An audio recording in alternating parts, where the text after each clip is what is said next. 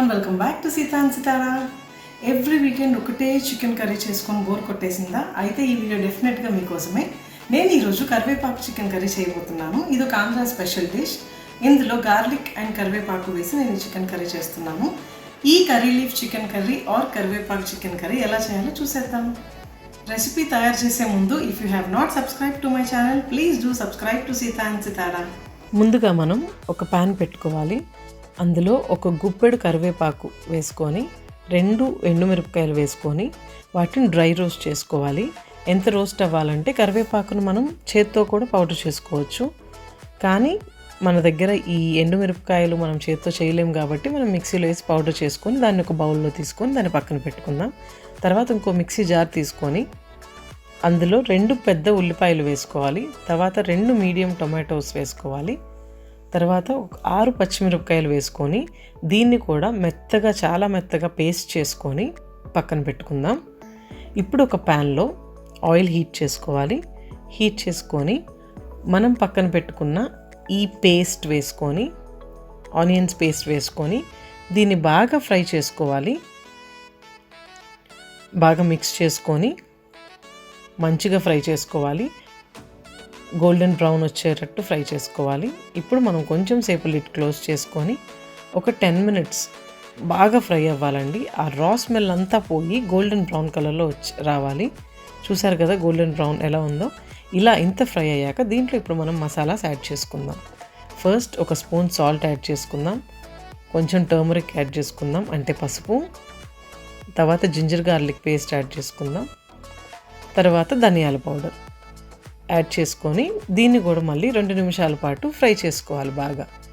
దీంట్లో మనం కారం యాడ్ చేసుకోవట్లేదండి.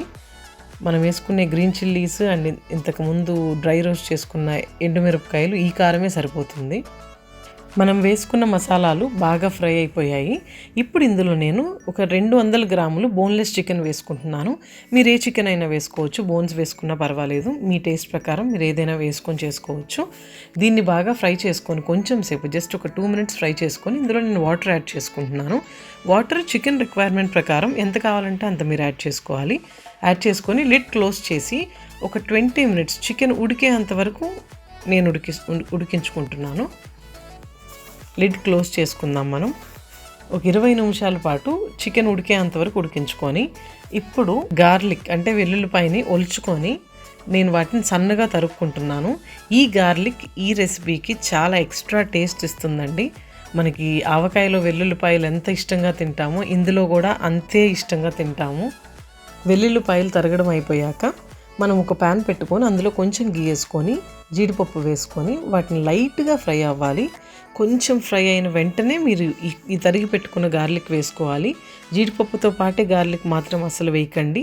గార్లిక్ చాలా తొందరగా వేగుతాయి, అప్పుడు గార్లిక్ మాడిపోయే అవకాశం చాలా ఉంటుంది.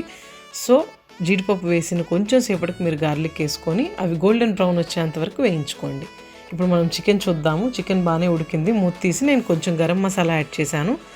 గరం మసాలాతో పాటు మనం పౌడర్ చేసి పెట్టుకున్న కర్రీ లీఫ్ పౌడర్ ఉంది కదా, కరివేపాకు పొడి, అది యాడ్ చేసుకొని దీన్ని మంచిగా మిక్స్ చేసుకుంటాను.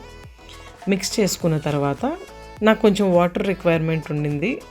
గ్రేవీ మరీ థిక్గా ఉంది, సో నేను కొంచెం వాటర్ వేసుకొని మిక్స్ చేసుకుంటున్నాను. మిక్స్ చేసుకొని నేను లిడ్ క్లోజ్ చేసి ఒక 5 మినిట్స్ బాగా ఉడకనిస్తాను ఆయిల్ ఫ్లోట్ అయ్యేంత వరకు.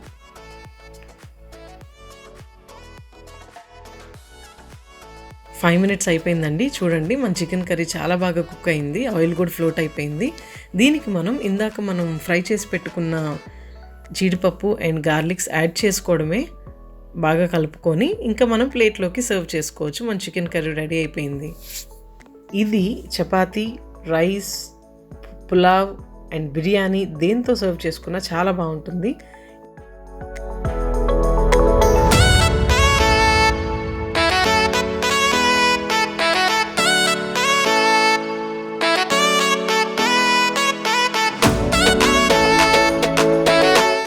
రెసిపీని తప్పకుండా ట్రై చేసి చూడండి. ఎలా వచ్చిందో నాకు కమెంట్ సెక్షన్లో కమెంట్ చేయండి.